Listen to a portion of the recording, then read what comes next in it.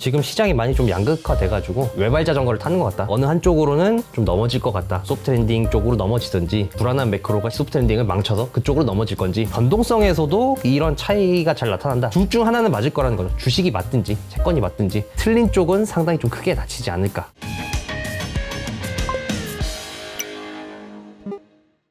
안녕하세요, 이호석입니다. 자, 오늘은 에릭과 함께 세계 최대의 헤지펀드가 묵직한 어떤 질문을 던졌다고 해가지고 그 내용을 같이 이야기해 보도록 하겠습니다. 안녕하세요. 네, 안녕하세요.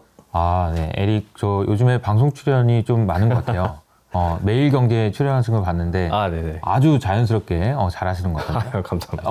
매일경제 언제 나가시는 거예요? 저 월요일 밤 10시 40분에 월요일 밤 10시 40분에는 여러분 매일경제 TV를 틀어서 에릭을 보시면 됩니다. 오늘 가져오신 주제가 세계 최대 헤지펀드의 묵직한 질문 이렇게 돼 있는데 우선은 세계 최대 헤지펀드가 어딘가요? 세계 최대 헤지펀드 하면 다들 이제 브리지워터를 뽑는데 브리지워터가 맞습니다, 규모는. 근데 이제 오늘의 주인공은 이제 상장된 헤지펀드 중에서는 최대다라고 이렇게 약간 가로가 붙는구나. 네. 상장된 단서가 좀 붙습니다. 상장된 게 명가 없을 것 같긴 한데 어쨌든 상장된 것 중에서는 최고입니다. 어쨌든 그래도 묵직한 질문을 던졌다고 하니까 그 내용이 궁금한데 어디예요? 맨 그룹이라고 이 사실 제가 이 컨텐츠의 소개는 잘 안 하지만 저 자신은 상당히 좀 자주 참고하는 헤지펀드거든요. 아무래도 인지도가 낮다 보니까 이게 사람들이 관심을 많이 안 가져서 소개하기는 좀 꺼려지지만 그래도 내용은 굉장히 좋아요. 내용이 좋은. 그래서 오늘 한번 가져와 봤습니다. 네, 질문들이 보니까 묵직하고 좋아요. 한번 맨 그룹이 어떤 데인지 한번 소개해 주시겠어요? 네, 영국의 헤지펀드입니다. 영국의 이제 헤지펀드답게 역사가 굉장히 오래됐습니다. 1783년, 그러니까 지금 뭐 한 240년 정도 됐죠. 아니 잠깐만 1983년이 아니고 1783년이구나. 네. 1800년도도 아니고 1700년도. 1700년도에 창립된 맨 그룹이라는 헤지펀드입니다. 앞서 말씀드렸듯이 이제 상장된 헤지펀드 중에서는 이제 최대 규모인데 그만큼 이제 운용 자산도 뭐 어마어마합니다. 약 한 202조 원 정도 이제 운용하고 있는 것으로 알려져 있습니다. 그래서 이제 맨 그룹은 굉장히 좀 이제 특이한 좀 케이스가 있는데 CIO가 나와서 이렇게 얘기를 하더라고요. 우리는 하우스 뷰를 지양한다. 지양이라면은 이제 안 한다라는 얘기죠. 각자 이제 자유롭게 의견을 내는 거를 우리는 독려를 하지. 맨그룹의 일방적인 이렇게 뷰를 던지는 거를 좀 이제 우리는 지양한다라고 이렇게 얘기를 하더라고요. 그래서 이 맨그룹의 이제 리포트를 보면은 다른 헤지펀드나 뭐 투자은행들은 이렇게 됩니다, 이렇게 될 겁니다 하고 강력하게 좀 얘기하는 바가 있는데 맨그룹은 조금 밍숭맹숭합니다. 듣기에는 강력한 주장을 하기보다는 생각할 거리가 좀 있는 질문을 좀 많이 던져주더라고요. 여러분들이 저희가 이제 많은 구루들의 이야기를 듣고 있잖아요. 사실 근데 이걸 안 좋게 얘기하면은 약간 리딩이라고 볼 수도 있어요.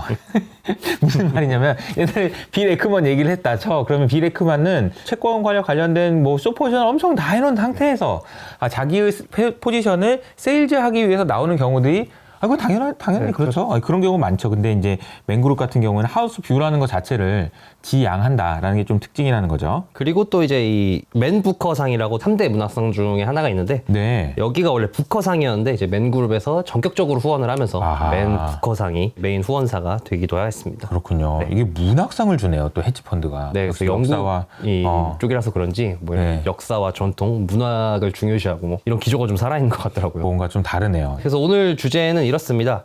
올해는 이제 안전자산이 안전하지가 않았다. 보통 안전하다고 평가되는 그런 자산들이 뭐 채권만 봐도 올해 그냥 너무 오르지 않았습니까? 그래서 별로였는데 그게 바로 이 맨그룹이 볼 때는 소프트 랜딩 때문인 것 같다. 근데 그게 과연 가능할까? 이거에 대해서 우리가 좀 따져봐야 할 근거들이 있다. 소프트 랜딩을 생각할 때. 그리고 지금 이제 인플레이션 국면이 끝났고 디스인플레이션 국면, 그러니까 물가가 빠지는 국면이 한 1년 가까이 지속이 되고 있는데 그렇다면 이 다음은 뭘까? 디스인플레 국면은. 그리고 다음은 뭐고? 과연 이게 얼마나 또 지속이 될까에 대해서 또 질문을 던졌고요. 그리고 또 요즘 핫한 이 AI 주식이 이게 과연 또 이 과거의 사례처럼 한때 반짝하고 끝날 것이냐.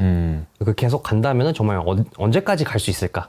이렇게 또 질문을 던졌습니다. 이 질문 하나하나가 다 너무 궁금한 것들입니다. 얼른 시작해보죠. 앞서 말씀드렸듯이 이제 안전자산이 안전하지 않다고 말씀드렸는데 이 범생이들이 올해는 좀 죽을 썼다라고 볼 수 있겠습니다. 이 밑에 그래프는 이제 MSCI에서 이제 낮은 볼레탈리티, 낮은 변동성 지수가 있거든요. 변동성이 낮은 주식들을 모아놓은 이제 지수가 있는데 그거에 이제 퍼포먼스가 오늘 뭐 상당히 안 좋았죠. 그래서 30%를 뚫고 내려갈 정도로 상당히 이 변동성이 낮은 종목들, 소위 이게 크게 흔들리지 않는 종목들이 올해는 아래로 많이 좀 흔들렸다. 이게 무슨 말이냐면 여러분들 이제 위험이라고 얘기하면 흔히 변동성을 얘기하잖아요. 그러면 변동성이 높으면 위험한 거고 변동성이 낮으면 안 위험한 거네? 근데 그게 아니라는 걸 보여주는 거죠. 맞습니다. 변동성이 낮지만 계속 천천히 떨어지는 거지. 이거 안 좋은 거죠. 성과가 굉장히 안 좋았군요. 그래서 뭐 이게 뭐 1990년이죠. 막 몇십 년 만에 이 이례적인 정말 이 언더퍼폼이라고 하는데 변동성 외에도 펀드 투자에서 우리가 팩터를 보지 않습니까? 기업의 수익성 팩터, 그러니까 수익성이 좋은 기업들을 보니까 얘네가 올해 또 부진하고 또 이제 재무가 튼튼한 기업들로 또 솔팅해서 보니까 이 기업도 좀 부진하고 사람들이 소위 말하는 튼튼한 기업들이 올해는 별로 안 좋았다. 오히려 그 반대인 좀 이제 재무가 좀 빈약하고 당장은 돈은 많이 안 벌어도 꿈을 파는 기업들이 성과가 매우 좋았다라고 얘기했습니다. 근데 이제 이 맹그룹의 질문이 이겁니다. 이게 뭐 매크로가 좋으면은 뭐 20년, 21년처럼 막 돈이 막 풀리고 이러면은 괜찮은데 금리도 뭐 말도 안 되게 빠르게 올렸고 지금 뭐 침체가 오니 많이 하는데 이거 왜 이렇게 이런 불안한 기업들이 잘 오른 거야? 라고 하니까 이제 앞서 말씀드린 것처럼 이 맹그룹은 그 다음에 이제 소프트랜딩에서 찾았더라고요. 이 소프트랜딩 기대감이 뭐 어느 때보다 하늘을 찌르고 있다라고 이렇게 평가를 했습니다. 그래서 밑에 그래프는 이제 구글에서 소프트랜딩 검색량 추이를 나타낸 겁니다. 거의 뭐 2008년 이후로 이렇게 전 인류가 소프트랜딩에 관심을 가진 게 처음입니다. 그만큼 이제 소프트랜딩 기대감이 점점 커지고 있는데 근데 맹그룹이 볼 때는 이거 좀 불안하다라고 이렇게 얘기를 하고 있습니다. 이게 그 소프트랜딩에 대한 기대감 때문이기도 한데 꿈을 파는 기업들의 성과가 올해 좋았던 여러 가지 이유 중에 하나가 작년에 많이 빠졌기 때문인 것 같아요. 그러니까 작년에 많이 빠지는 이유는 또 뭐냐 그러면 금리를 너무 많이 올려서 우리가 지금 올해 금리가 많이 올라와 있는 상황이긴 하지만 작년만큼의 공포는 없거든요. 안 올라갈 줄 알았는데 계속 올렸고 그러면서 이제 꿈을 파는 기업들이 정말 처참한 결과를 맞다 보니까 80% 빠진 다음에 뭐 2배, 3배 오르니까 뭐 이렇게 올라오는 것처럼 보이긴 하는 거 아닌가 그런 생각도 드는데 맹그룹의 생각은 근데 너무 좀 과도하다 이런 생각인가 보네요. 네, 맞습니다.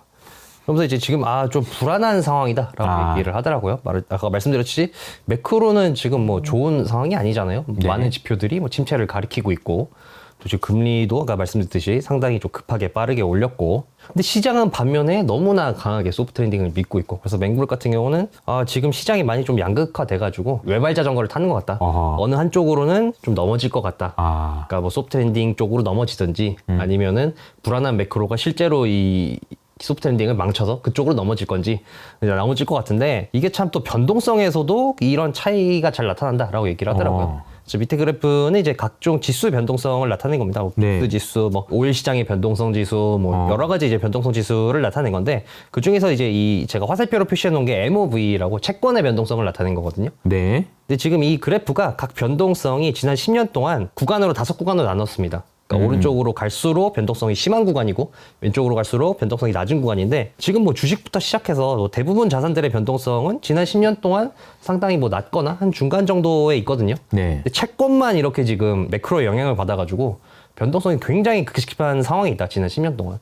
그러니까 이제 둘 중 하나는 맞을 거라는 거죠. 주식이 맞든지 채권이 맞든지 어느 정도 넘어질 건데 이제 반대쪽에 틀린 쪽은 상당히 좀 크게 다치지 않을까 우려를 표했습니다. 빅스라고 해서 소위 말하는 이제 우리 주식시장에서는 이제 공포지수라고 이야기 많이 하는데 이 지수가 딱 중간 정도 있네요.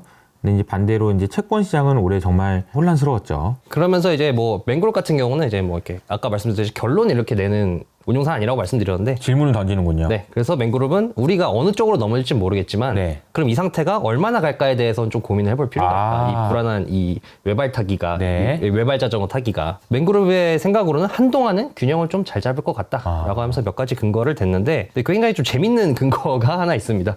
이제 밑에 그래프는 뭐냐면은 소위 말해 이제 추세 추종 전략 있잖아요. 이제 추세를 따라가는 그 추세 추종 전략의 수익률 지표가 있거든요. 이제 파란색이 현재 추세 추종 전략의 수익률이고 뭐 빨간색은 역대 이제 뭐 추세 추종 전략들의 평균 그리고 뭐 이제 회색으로 표시된 거는 뭐 금융위기 당시에 뭐 아니면은 뭐 2018년에 이럴 때 이제 추세 추종 전략의 수익률을 나타낸 건데 지금 이 가운데 이제 트렌드 픽이라고 나와 있지 않습니까? 이때가 이제 이 추세 추종의 변곡점을 나타낸 겁니다, 전략에. 그러니까 올해 같은 경우는 SVB 사태를 변곡점으로 이렇게 설정을 했더라고요. 추세 추종 전략에. 근데 이제 과거 그럼 이제 추세 추종 전략이 추세가 쭉 가다가 변곡점이 나타난 이후에 이 추세 추종 전략들은 어떻게 갔나.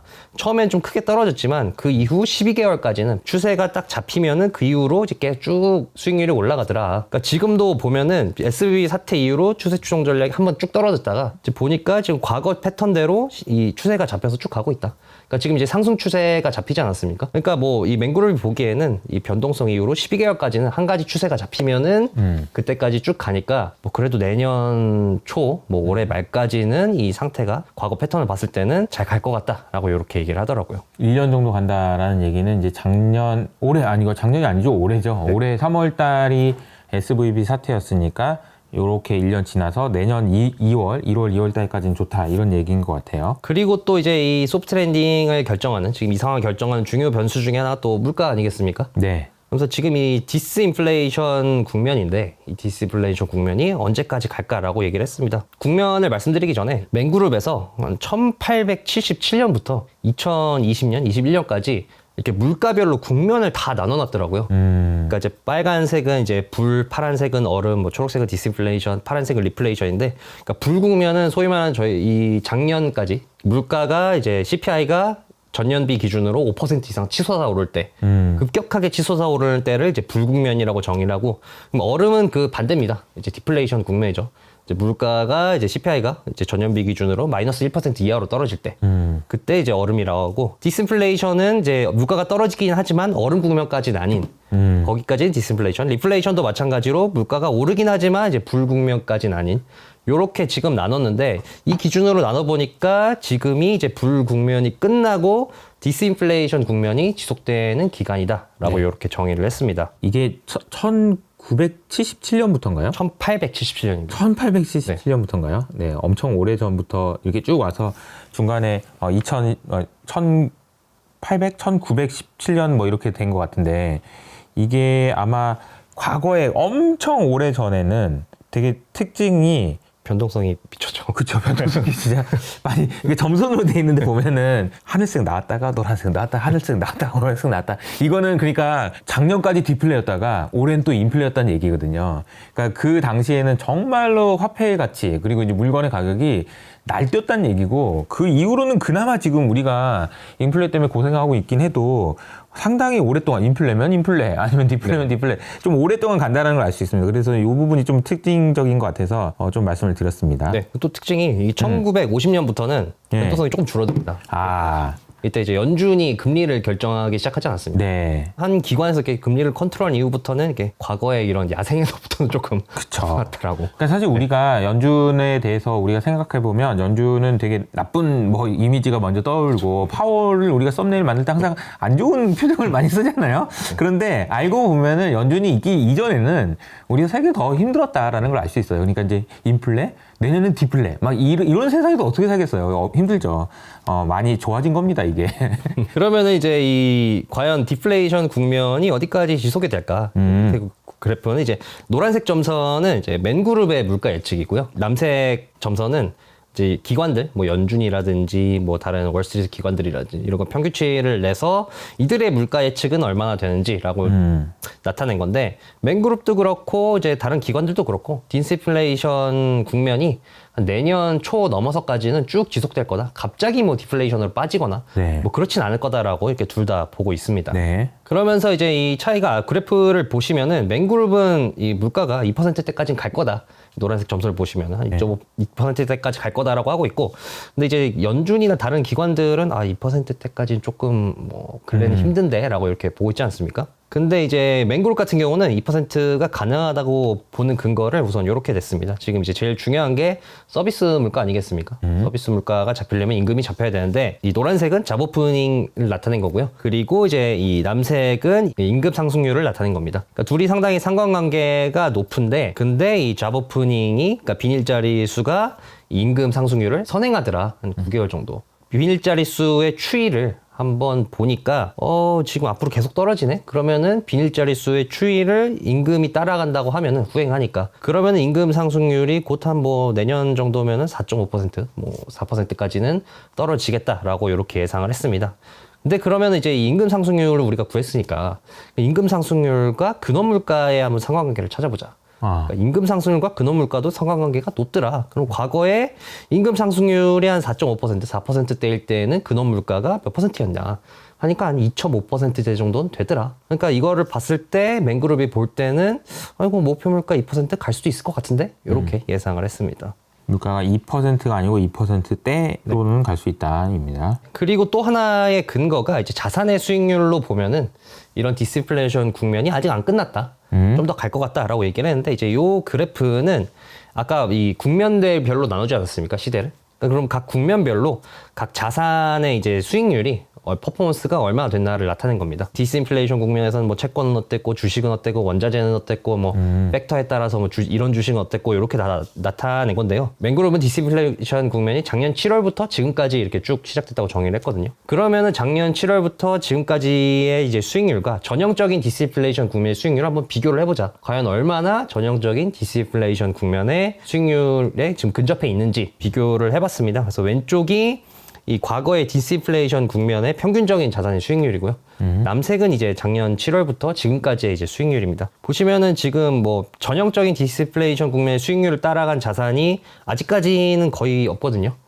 맹그룹 같은 경우는 아직은 이제 이 많은 자산들이 디스인플레이션 국면의 수익률을 쫓아가지 못했기 때문에 뭐 아직까지는 이 디스인플레이션 국면이 좀 더 지속이 돼서 그 디스인플레이션 국면의 퍼포먼스에 자산이 맞춰진 순간까지는 계속해서 좀 지속이 될 것 같다라고 얘기를 했습니다. 앞으로 그럼 계속 상승한다는 얘기냐? 계속 간다는 얘기냐? 맹그룹 같은 경우는 뭐 그럴 것 같은데 네. 근데 약간 좀 이제 또 이 불안한 점이 있다. 왜냐면 시장에 10% 정도 버블이 껴있는 것 같다라고 얘기를 했습니다. 그 결론을 내지 않는군요. 그렇죠. 네. 이제 또 이 금리를 또 요즘 또 이슈니까 금리를 그렇죠. 또 가져왔습니다. 그래서 10년물 금리와 이익 수익률의 상관관계를 분석을 해보니까 상관관계가 뭐 어느 정도 잘 따라가더라 둘이. X축이 아마 10년물 금리인 것 네, 같고요. Y축이 이익 수익률. 주가 수익률이죠. 주가의 이익 수익률. 그러니까 10년물 금리가 지금 한 4%대이지 않습니까? 10년물 금리가 4%대면은 이익 수익률은 보통 한 5%뭐 후반대, 중후반대 정도 되더라. 그러면 이익 수익률이 이제 PER의 역수니까 이익 수익률이 5% 중후반대면은 PER이 뭐 한 17에서 18 정도 나와야 되는데 근데 지금은 이제 이 S&P 500의 PER이 20이 좀 넘지 않습니까? 그렇기 때문에 뭐 그걸 보면 역수로 계산하면 네. 5% 정도 되겠네요. 네, 그러면은 아직까지 한 10% 정도 버블이 껴있다라고 이렇게 봤습니다. 근데 과연 버블이 있다고 상승이 안 할 것이냐, 이렇게 버블이 될 것이냐는 역시나 이 맹그룹도 AI에 달려있다라고 이렇게 얘기를 했습니다. 그 월가의 사람들의 얘기를 들어보면 AI가 빠진 적이 없는 것 같아요, 그죠? 네. AI가 거의 뭐 지금 희망입니다.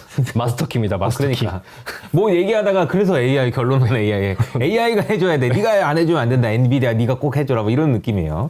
네, 그래서 이제 이 맹그룹도 결국에는 우리가 이제 AI에 달렸다 이렇게 얘기를 하는데, 그러면 이 AI 주식들이 얼마나 갈까? 뭐 이렇게 보니까 과거에 한번 이 주도주들이 얼마나 갔을지 보자. 그래서 이제 각 이제 10년대, 60년대, 70년대, 80년대의 주도주들이 다음 10년, 그러니까 60년대의 주도주들이 뭐 주식시장에서 이 그래프를 보시면은 57.8%를 차지했는데, 네. 그럼 다음 10년이 지나서 1970년에는 그럼 이 60년대 주도주들이 주식시장에 몇 %를 차지를 했나라고 본 겁니다.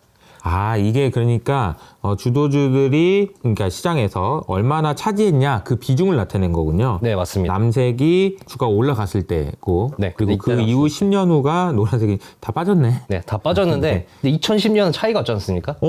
네네네. 이때가 또 이제 빅테크의 시대 아니겠습니까? 그렇군요. 그러니까 2010년대 그러니까 빅테크들은 좀 예외인 것 같다 그러는 거죠. 과거는 10년이 지나면 이제 강산이 변하듯이 주도주로 바뀌었는데 네. 이 빅테크 얘네는 뭐 계속 가네. 10년이 지났는데. 세월을 이기는 빅테크네. 네. 정말. 네. 또 하나로 이제 뭐 그럼 이제 생존율을 한번 보자. 이제 그 시대를 이끌어가는 탑 100 주식에 네. 탑 100 주식이 10년 뒤에 얼마나 살아 있는지. 상장 폐지가 얼마나 됐는지라고 보니까 뭐 이제 60년대에는 뭐 60년대를 제외하고 70년대나 80년대나 이제 많은 주식들이 좀 죽었거든요. 특히 90년대 닷컴 버블 때는 뭐 거의 많은 기업들이 27개가 죽었네요. 네, 죽었죠. 근데 2010년대는 이제 죽지 않았습니다. 안 죽네. 네. 그래서 빅테크는 역사에서 조금 예외인 것 같다. 그래서 지금 뭐 AI를 빅테크가 주도해가고 있지 않습니까? 네. 그래서 AI 열풍이 이 빅테크의 힘에 입어서 조금 더 지속될 가능성이 있지 않나라고 이렇게 얘기를 했습니다. 제가 이제 그 빅테크와 관련해서는 이런 생각이 드는 게 요즘에 빅테크 얘기 안 한 사람 없고 주식 안 산 사람도 많지는 않은 것 같아요. 그래서 수급적으로도 많이 쏠려 있고 펀더멘탈도 너무 좋고 솔직히 깔 게 없잖아. 그리고 네가 다 해야 되는 거고 뭐해 네가 뭐 지구를 구해 뭐 이런 느낌이니까. 그런데 이런 얘기를 하면 이제 많은 분들이 이 생각을 하실 거거든요. 야, 옛날에 그 레밍이라는 애가 있었는데 그 레밍 앞에 있는 애 따라가다가 바다에 빠져 죽는 애들 말이야. 이런 생각이 좀 들죠. 이제 뒤늦게 따라가다가 죽을 것 같다라는 생각. 근데 또 한편으로는 그 레밍이란 친구가 앞에 있는 애를 따라가지 않으면 굶어 죽어요. 그게 이제 문제야. 우리의 딜레마는 항상 이런 거죠. 안 따라가면 굶어 죽어. 근데 따라가면 물에 빠져 죽어. 어떻게 할래요? 이런 건데 여기에 대해서 이제 그 다모다란 교수님은 야 그럼 구명조끼를 입어라 이런 얘기를 했었죠. 그래서 밸류에이션 따져보고 적당한 비중으로 이렇게 가져가라 이런 이야기를 해주셨는데 참 우리 고민이 계속되는 것 같아요. 이제 그 에릭하고 계속 얘기하다 보면 항상 나오는 이야기가 이러쿵저러쿵 얘기 나오다가 AI 결국 나오고 그리고 빅테크 이렇게 결론이 나는데 많이 고민이 되실 겁니다. 뭐 저도 고민이 되고요. 그런데 여기서 마냥 레밍처럼 되기 싫어서 안 따라가기에는 또 부담스럽고 따라가기에도 또 부담스럽고 이런 상황인데 적당히 균형을 잘 맞춰서 저희도 어떤 정도의 비중이 적당한 건지 여러분들에게 질문을 던지면서 마무리하면 어떨까 싶습니다. 최근에 투기맨 레이 달리오 영상이 올라왔더라고요. 그거와 네. 관련된 이야기죠. 네. 어떤 2년 만에 위기가 중국에 왔다. 몇 년 만에? 100년 만에 위기다. 또 이 레이 달리오 형은 하여튼 얘기했다면 뭐 100년이니까. 네. 뭐 그리고 뭐 그때 뭐 우리 중국 역사에 흔히 보면 이렇게 왕정이 교체되지 않습니까? 그렇죠. 삼국지도 뭐 후한 말에 황건적에 난이 일어나서 뭐 이제 한 나라가 무너지고 삼국지 같은 그런 이제 종류의 위기다. 지금 중국이 체제의 위기다. 라고 이렇게 얘기한 영상을 제가 업로드를 했었습니다. 정신 차리라는 얘기네요. 정신 차리는 얘기. 그러니까 레이 달리오 정도 되니까 이제 중국한테 그런 얘기 할 수 있는 거지. 지금 시진핑 그런 꼴로 가면 큰일 나 뭐 이런 이야기가 이제 담겨 있을 것 같은데 궁금하신 분은 에릭의 그 투기맨 유튜브 참고해 주시고요. 저희는 또 다음 주에 인사드리도록 하겠습니다. 감사합니다. 네, 감사합니다.